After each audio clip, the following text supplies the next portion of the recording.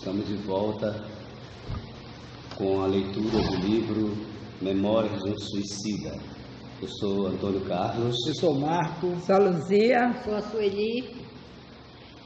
E vamos dar início hoje no capítulo 19, né? Mas antes disso nós vamos fazer uma retrospectiva do capítulo anterior, em que Camilo, no capítulo anterior, Camilo vivenciou, teve aquele momento que ele chamou de um momento brutal, que ele colocou assim, né? Que foi o momento em que ele passou pelo estudo de si mesmo, onde ele foi levado a fazer algumas regressões para ele poder ter o entendimento que seria necessário. E nós vamos iniciar hoje, né, mais um estudo, como a Sueli falou, que é o capítulo 19, o homem velho. E quem é esse homem velho? Por que esse capítulo a Ivone ela coloca como homem velho? Então, nós somos espíritos eternos criados por Deus, na sua mais pura perfeição, amor e bondade. É preciso se compreender que as escolhas individuais de cada um trazem em si um homem cheio de imperfeições e desequilíbrios, como era o Camilo, né? Vítimas de si mesmo, do mau uso de seu livre-arbítrio, como nós temos o nosso livre-arbítrio, e que é preciso ressignificar conceitos, rever posturas, mudar comportamentos para o desabrochado novo homem.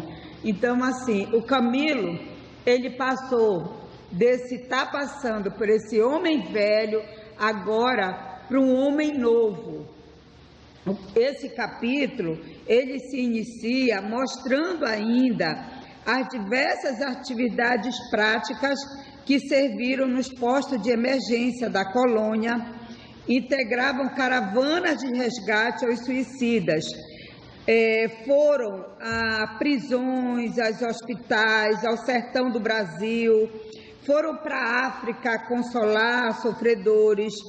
É como se fosse uma UPA aqui para a gente, né? Eles participaram de tudo isso.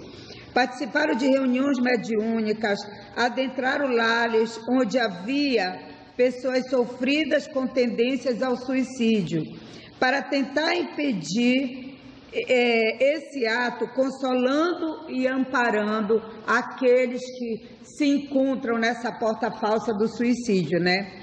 Elaboraram romances, poemas, noticiários baseados em todos os casos que eles estudaram, desde que eles vêm fazendo essa evolução dos primeiros capítulos com muito esforço. Então, esse homem velho, eles estão deixando para trás, o Camilo está deixando esse homem velho para trás.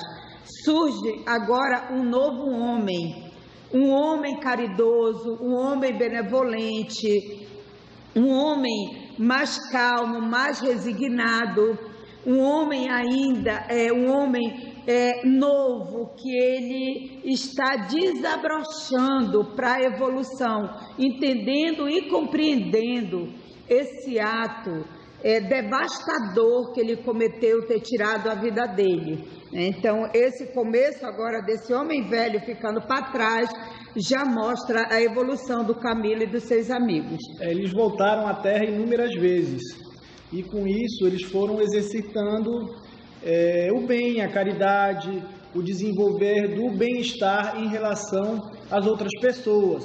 Então, que nem a Luzia colocou, eles visitaram centros, hospitais, pessoas necessitadas. Então eles iam lá, intuíam, ajudavam ao máximo que podiam. Exatamente. Qual era a maior alegria deles? Eles enxugarem uma lágrima, eles ajudarem uma pessoa. Eis está a transformação, porque antigamente cada um olhava só para si. Hoje eles estão saindo, né?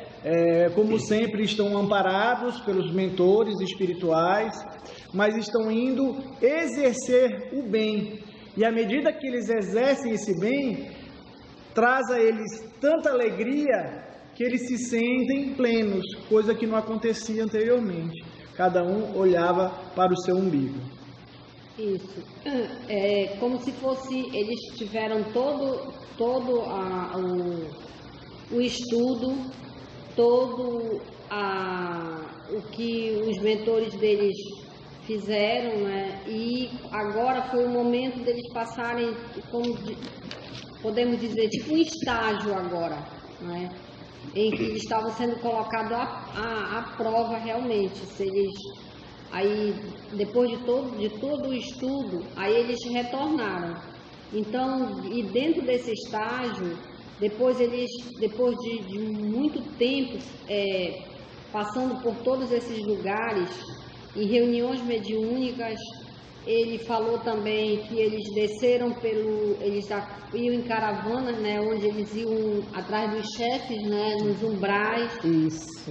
Ou seja, um aprendizado, agora seria na prática o aprendizado, sempre dentro dos ensinamentos que eles tiveram. E agora eles iam ter, além dessa prática, agora eles também iam participar como se fosse, poderíamos dizer aqui, um seminário, onde eles teriam que expor, fazer uma exposição, como o mentor deles, como os educadores fariam, que eles teriam que mentalizar e registrar em tela. Então, dentro desse acontecimento, eles tiveram, a partir do momento que eles que eles estavam sendo estudados, os mentores deles, é interessante essa parte, que os mentores, os educadores, eles começaram a tirar deles, observar, né, como era a vida deles encarnada, o ambiente familiar, criaram todo, e eles participaram de uma, digamos assim, um seminário, né, como eu estou dizendo, uma apresentação de trabalhos, né? De trabalho, onde eles tinham esse desafio. Aí depois eles tiveram um outro, depois de 2 anos, eles tiveram novamente um outro acontecimento. Aí já esse acontecimento, eles já tiveram o benefício de receberem seus familiares, que foi uma surpresa para eles. De tempos em tempos, eles eram avaliados. Isso. Então, tinham esses exames periódicos, digamos assim. Então, nesses exames, era como se fosse uma grande confraternização, onde também tinham eventos de artes, pessoas que... de música. Tanto é que apareceu o Vitor Hugo e o Frederico Chopin, né? Que nós nem sabíamos. O Frederico Chopin é um ex-suicida, né? Ele é um ex-suicida, que na época ele teve muito doente, então com o descaso do corpo dele físico, ele foi se debilitando, e ele é um ex-suicida. Então, se a gente for ver, o Camilo, essas pessoas que aparecem para ele, são pessoas também que já cometeram esse ato de raros. São os que trabalham no Hospital Maria de Nazaré, que não são ex-suicidas, né? Então, Frederico Chopin, ele é um ex-suicida também. E nesses seminários eles conseguiam transmitir as sensações, toda a vibração harmônica. Então, eles plasmavam coisas muito boas a todos que estavam ali nesse seminário. Então tinha esse lado musical, lado artístico, e eles iam vendo também a grandeza dos próprios mentores, que tinham grandes dons de exercer, divertir, harmonizar todos que ali estavam. E aí, que nem a Sueli colocou, se passe algum tempo, onde também, em tempos e tempos, aqueles mais antigos, que estão lá mais tempo, tem oportunidade de rever seus entes queridos. Que ele reencontra o pai e a mãe, né? Os falecidos. O espírito já não tinha. Exatamente. E o Teócrito marcou uma reunião e eles estavam ali meio cabisbaixos, torcendo para que um dia chegassem a vez deles. Porque como eles viam que tinha muita gente lá, que já estava há muito tempo, eles achavam ainda que eles não teriam esse grande merecimento. E eles tiveram o merecimento, primeiro o Camilo, de rever sua família, né, doutor Antônio Carlos? Ele reveu o Camilo, o pai, a mãe, né? E a Ana Plácido, a esposa dele, né? Que foi na Terra.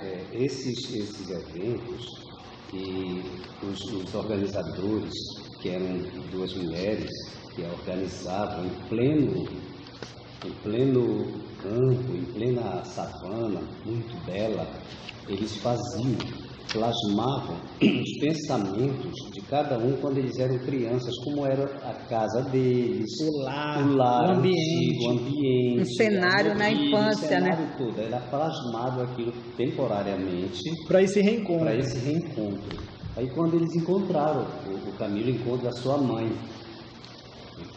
Aí aquele encontro fantástico, né? Tinha a cadeira de balanço dele, tinha a poltronazinha dele de ficar no lado dela. Então, para que eles faziam isso? Para a pessoa, para aquele espírito cultivar aquele laço familiar. Que a mãe dele também morreu de desgosto dele, por ele ter se abatido da vida. As impressões verdadeiras, né? Então, todas as manifestações emotivas, intelectuais, o conjunto de toda a movimentação psíquica, do psiquismo humano, era refletido vivamente naquela exposição que ele estava com a mãe. E eles captavam isso por magnetismo e refletiu isso. Faziam a casa igual, faziam todo um clima parecido com o da época quando ele era criança. E olha que os familiares deles poderiam já ter vindo visitá-los há muito tempo. Só que como eles são suicidas, eles não podiam intervir. Não tinha como, né? Não tinha como eles terem acesso a eles. Então só quando realmente é permitido pelos mentores. Exatamente, exatamente. Voltando ao caso do Frédéric Chopin, o Chopin, toda vez que encarnou, sempre foi um grande mestre ligado às artes. Então ele é considerado suicida não por ele ter feito um crime direto com ele, mas por ele ter desleixado do tratamento da sua saúde. Por causa do amor que ele teve, né? Aí ele adquiriu tuberculose, né, Antônio Carlos? Você saber que tem um problema, que existe um tratamento para aquilo, você não procurar aquilo, é tido numa visão espiritual como um suicida. Foi descaso com a saúde, né? Ele abreviou a vida dele pelos excessos de descuido que ele teve com a saúde dele, o Frédéric Chopin. E o Camilo, dentro desse turbilhão todo, desse homem velho, saindo do homem velho para vir para o homem novo, eles continuam também fazendo as regressões de memória, né? Eles continuam fazendo e ele queria saber também de onde tinha vindo essa cegueira dele. E uma delas, ele reviveu na época de Jesus, no ano 33 da era cristã, foi o dia da crucificação de Jesus.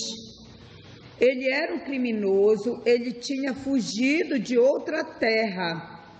Ele tinha raiva de quem era bom, nessa época que ele era encarnado, Camilo, de quem era do bem. Ele estava no meio daqueles que crucificaram Jesus e pediram para soltar Barrabás. Então, aquelas pessoas que estavam ali gritando, né? Crucifica Jesus, solta Barrabás. Então, ele estava do lado de quem pedia que era para soltar Barrabás. Então, o Camilo começou a entender mais ou menos o porquê, da onde vinha essa cegueira, que mais no próximo capítulo nós vamos explicar com mais detalhe. Ao mesmo tempo que era-lhe mostrado, através de um processo de recordatório das encarnações dele, ele tinha consciência do homem transformado que ele estava. Então, chega um momento que ele só não jogou pedra em Jesus por causa que o aparato policial era muito fechado e ele não tinha condição de chegar lá. Porém, depois ele ficava se remoendo, pedindo perdão para Jesus, né? Quando ele viu a cena. Quando ele viu a cena, para se apresentar para ele. Isso. E ele E nesse momento, quando ele passa por essa regressão, né, que ele, para ele, à medida que ele é evoluindo, né, que esse foi o outro acontecimento que ele diz que foi o acontecimento que foi o marcante para ele, né, que foi o encontro dele, como se fosse, como ele coloca, ele, ao mesmo tempo, ele tinha temor, porque ele já tinha visto, né, a regressão de um deles, e então agora era a vez dele. Então ele se viu frente a frente, mas ele se viu frente a frente com aquele Camilo do passado, aquele Camilo com que tudo foi, que ele tinha impregnado no espírito dele, das suas ações, das suas atitudes, da sua ação, com a vida que ele teve quando encarnado ou quando estava desencarnado. Aquilo repercutia todinho, entendeu? Na tela mental, reproduzindo, e ele vivia aquilo, mas ao mesmo tempo ele tinha consciência do homem que já estava transformado. Todas as vidas planetárias dele são acessadas por aquele instrutor Epaminondas. Então, esse exercício de rever os seus erros é justamente para a pessoa ter consciência do que um dia já fez e o que deve se fazer a partir de agora. Então, na realidade, na época que ele era da época de Jesus, ele era um daqueles que queriam que soltassem lá o ladrão. E ele, depois ele perseguiu os cristãos e jogou pedra, se eu não me engano, em Estevão. Ele apedrejou Estevão, aqueles seguidores do Cristo. Camilo apedrejou Estevão, está escrito no livro, verdade. É isso depois mesmo. ele foi perseguir Maria. Aí, olha a consciência dele quando ele vê tudo que isso, ele era um dos que afrontou Jesus. Ele cai num desespero, pede perdão, me perdoe. Ele vê o quão longe ele já esteve dos ensinamentos do mestre, se arrepende muitíssimo. E ao mesmo tempo perto de Jesus, né? De todos os ensinamentos, de todas as leis divinas. Ao mesmo tempo que ele era aquela pessoa má que queria crucificar, ele estava também ao lado do bem, da caridade, do bom, da benevolência, e não soube aproveitar. Então ele começa a fazer esses exames de consciência nessa hora, por tudo isso que ele passou. Tem um dado muito interessante, que ele, apesar de ser esse homem primitivo demais, ignorante, né, cego de conhecimentos, os mentores encarnavam ele só em populações cristãs.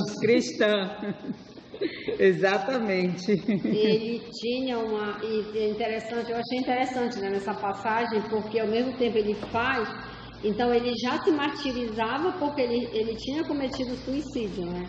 Então quando ele se defronta com todo o passado dele, todo o arquivo dele, né, que a gente chama, que é o lado sombra nosso, que nós temos, né?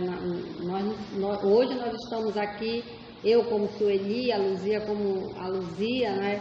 Mas o que a gente percebe que mostra para a gente, nos esclarece que o que aconteceu com ele, como ele teve essa oportunidade de reviver, nós também temos esse passado também.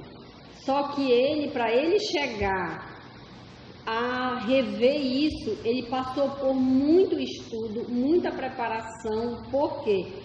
Porque não é chegar, o que eu entendi, no meu entendimento, não é chegar no plano espiritual e você chegar lá e dizer, eu quero rever quem eu fui todo, não. Você também lá tem essa disciplina. Isso é gradativamente. Gradativamente. A gente não pode abrir esse arquivo, né? Só mesmo. Tem que passar por um preparo. Tem que passar por esse preparo para poder. Uma evolução. Para encarar aquilo de forma com outros olhos, com um olho de experiência. Como se fosse um irmão mais velho vendo o irmão mais novo fazer as atrocidades, ou como se fosse um pai vendo o filho fazer, já com muito mais experiência. E no grau que eles estão sendo acessadas essas informações numa sala de aula, onde todos os outros estão vendo e participando o erro, onde cada um errou. É por isso que a espiritualidade hoje, a gente entende quando a gente fala do Chico Xavier, que quando ele se encontrou com o Emmanuel pede para ele disciplina, disciplina, disciplina. Por quê? Nós precisamos ter essa disciplina e organização na Terra, até para a gente viver, para a gente se acostumar, porque quando a gente chegar na pátria verdadeira, que é o plano espiritual, o mundo espiritual, nós vamos passar por todos esses procedimentos que o Camilo passou. Não é a gente chegar lá e querer de imediato tudo, não. Iremos passar por toda a disciplina e ordem da onde nós vamos desencarnar e para qual o plano a gente for. Se nós formos para uma colônia, se nós formos para um umbral, se nós formos para o Hospital Maria de Nazaré, para um pronto-socorro, para um posto de socorro, tudo no plano espiritual, tudo nas leis de Deus é dentro da disciplina e da organização. É por isso que o Camilo passou por tudo isso e agora que ele ficou sabendo o que realmente ele foi. Porque no começo, quando ele saiu logo do Vale dos Suicidas, eles não poderiam logo mostrar para ele o que ele foi, que ele era cristã, mas não, ele teve que passar por todo um aprendizado, por todo o processo disciplinar, para ele poder hoje chegar onde ele chegou. E aí o instrutor Epaminondas fala para ele: então a partir de agora passe a servir Jesus e Maria, aqueles que um dia o apedrejaste. E foi por isso que ele teve todo esse estudo dos professores, dos educadores, grandes filósofos que ele teve, sim. Ele teve um merecimento muito grande, porque são estudiosos de alto grau de estudo na espiritualidade, que é justamente focado nos ensinamentos do cristianismo, porque ele precisava arquivar isso no espírito dele, precisava, porque quando ele retornar, ele tem que ter para ele poder, porque todas as vezes que ele retorna, no outro capítulo a gente já está adiantando algumas coisas, porque todas as vezes que ele retorna, né, dentro dentro do povo cristão, do cristianismo, mas ele sempre está querendo alguma coisa usando a religião em benefício próprio. Então, justamente, ele teve todo esse estudo, e foram anos, eu não recordo, ele fala em anos, em muitos anos. E isso foi acessado uma das vivências dele. E depois foi acessada outra vivência. Isso, que é no próximo capítulo. Então, vai sendo mostrado no íntimo de cada um o que a pessoa naquele momento errou, para ver se no agora, no presente, ela consegue ter condições e estrutura de enfrentar uma nova reencarnação, para que não erre e não fraqueje, porque ela já passou por momentos onde ela não conseguiu seguir o verdadeiro caminho. E ele foi séculos, né? Ele fala que foram verdade. Dois séculos, né? 2 séculos. 2 séculos que ele já vinha se arrastando, que ele fala, eu me arrastando nesse mar de lama, dentro dessa fraqueza moral dele, que ele não conseguiu dessa despertar, vez, né? Despertar, né? Verdade, porque para se tornar um novo homem, a pessoa tem que ter uma boa conduta, né? A boa conduta do ser exige esforço contínuo e educação de nossas vontades mais imediatas, que têm origem no pensamento, e das nossas emoções, elas têm origem em nossos sentimentos. Então, esse novo homem, ele precisa educar os seus pensamentos e os seus ensinamentos por meio do esclarecimento e do amadurecimento, né? Que se constitui a chave para abrir as portas do coração desse novo homem, desse novo Camilo, que desponta para viver ainda no mundo de regeneração. Então, o novo Camilo está nascendo.